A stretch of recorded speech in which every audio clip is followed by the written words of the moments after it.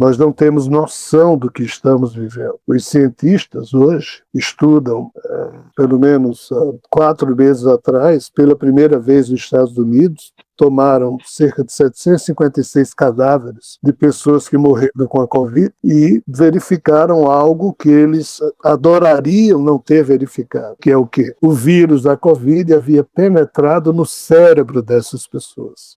Se esperava que o vírus da Covid prejudicasse as pessoas, matasse as pessoas, mas sem chegar ao cérebro. O nosso cérebro ele existe dentro dessa caixa craniana já para protegê-lo de uma série de... Então, assim, a questão do vírus foi estudado pela ciência e se percebeu o quê? Que, infelizmente, mesmo entre as pessoas que sobrevivem ao vírus, tá?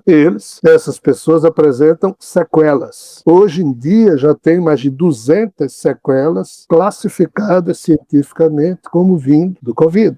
Então, pessoas que tiveram Covid, algumas não têm, outras continuam apresentando sequelas, o que faz com que se pergunte quanto tempo dura essa infecção virótica na gente. Qual é o problema? Várias sequelas têm a ver com perda de consciência, com confusão cerebral, confusão mental, confusão psíquica. E isso aqui está modificando o DNA das pessoas. Esse é o drama. Se esperava que o Covid não modificasse o DNA de ninguém. Mas como ele chegou no cérebro, mesmo sendo uma questão distinta da outra, hoje começa a se desconfiar que ele está modificando o DNA. Mas não é só o Covid não é o principal problema da humanidade, é o Toxoplasma gondii. O Toxoplasma gondii é outro vírus. Os Covid surgiram agora. O Toxoplasma gondii surgiu há 10 milhões de anos atrás, lá na América do Norte, e surgiu nos felinos. E por que surgiu nos felinos? Porque só o intestino dos felinos produz uma certa enzima que permite que o Toxoplasma gondii se reproduza, ou seja, sinta prazer, vamos assim dizer. Tá? Mas qual o problema? O Toxoplasma gondii, ao longo desses 10 milhões de anos, se espalhou e está presente em tudo que é corpo de animal. Só que todos eles sonham em voltar para um corpo de um felino, para o intestino de um felino, porque é lá que eles completam o ciclo dele e podem ter o orgasmo, podem ter a felicidade de procriar. Orgasmo, metaforicamente falando. O que é que esse Toxoplasma gondii fez? Qual é o tipo de felino mais comum no mundo? Gato. Como é que a gente pode parar no intestino do gato? Se a gente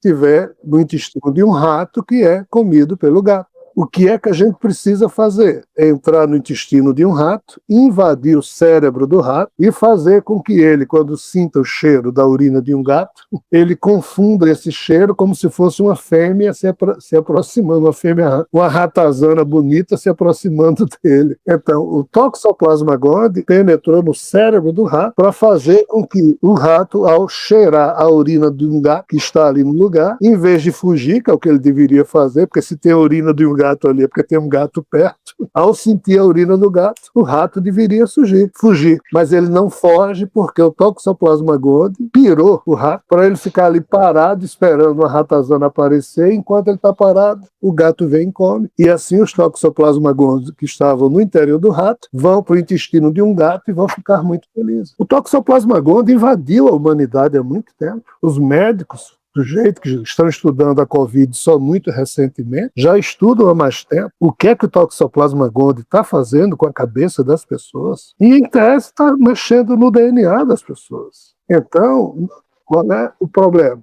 O problema é que o nosso DNA hoje não está sendo só movido pelas nossas atitudes mentais e nem só pelas questões de adaptabilidade. Os vírus que vivem no nosso organismo e que penetram nas nossas células estão conseguindo chegar no núcleo da célula e mexer. E isso está pirando as pessoas, está fazendo com que as pessoas não consigam desenvolver mais o trabalho. Tem gente que trabalha há 20 anos, tem Covid, depois da Covid não sabe mais fazer o trabalho que fez durante 20 anos e perde o emprego.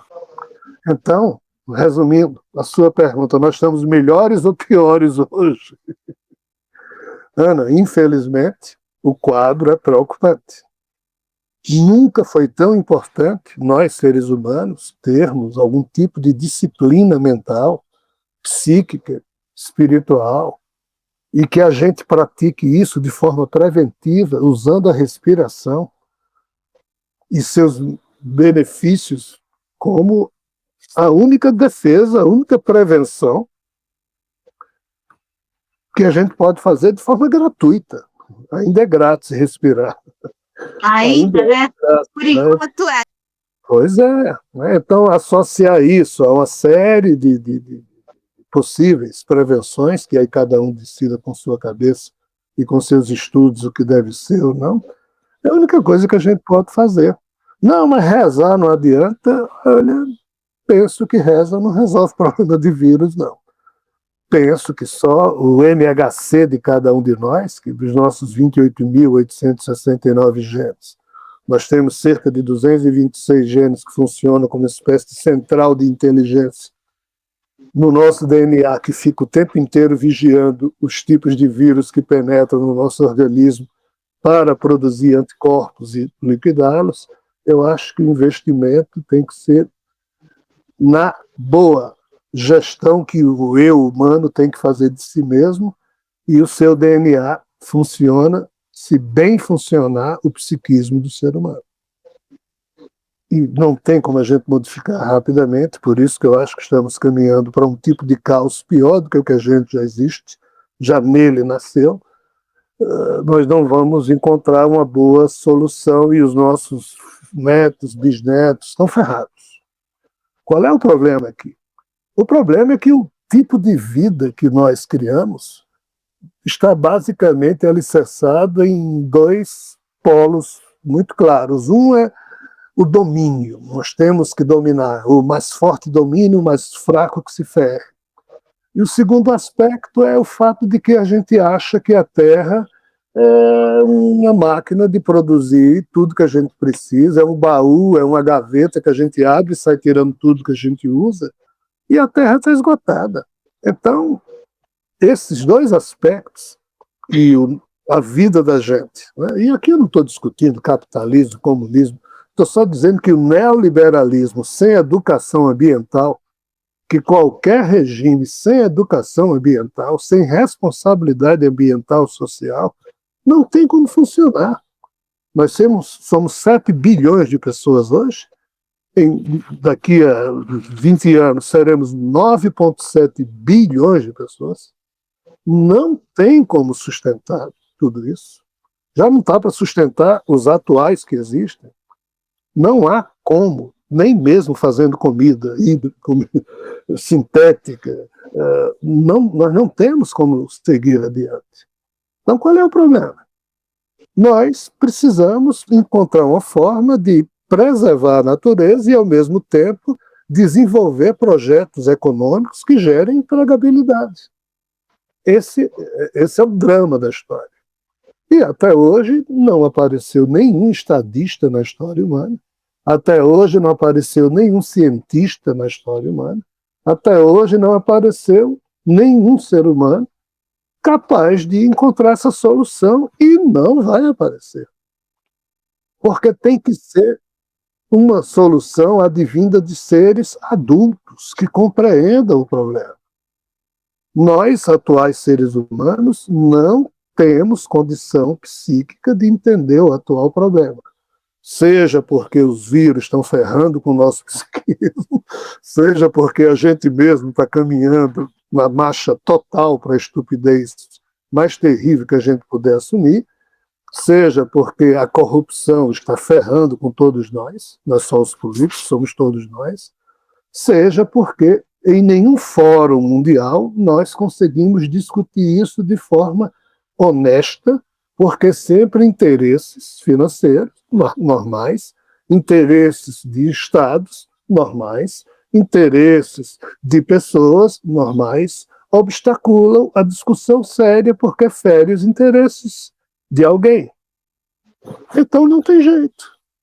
Não adianta nós, entre aspas, jogarmos para Deus, para deuses, para Maria, para seja lá quem for, extraterrestres, Astaxerrama, ninguém virá resolver esse problema por a gente. Aí nós estamos cada vez mais nos habilitando a sermos intolerantes uns para com os outros. Nós, de nossa boca, sai muito facilmente comentários do tipo: fulano é um imbecil, esse cara tá maluco, essa mulher é doida. esses comentários depreciativos que saem a toda hora, que a gente escreve rapidamente na internet, a gente sai queimando as honras alheias, sem nem conhecer. Então, que tipo de atitude nós podemos esperar de uma raça humana cuja racionalidade não é bem utilizada e que quase todo mundo prefere uma boa narrativa que acalente o seu coração para você dormir bem e faz vista grossa para os grandes problemas da humanidade, né? Então, qual é o aspecto doloroso dessa questão? O homem está acabando com o tipo de vida que ele tem. A inteligência artificial que está surgindo e vai inevitavelmente surgir, se tiver algum dia a capacidade de se tornar autônoma, a primeira conclusão que essa inteligência artificial vai chegar é: os humanos não sabem manter a vida que receberam. Ponto. Eles estão destruindo a vida. Ponto. Eles estão destruindo a si mesmos. Ponto. Eles estão destruindo o planeta. Eu, inteligência artificial autônoma, vou fazer o que com os humanos?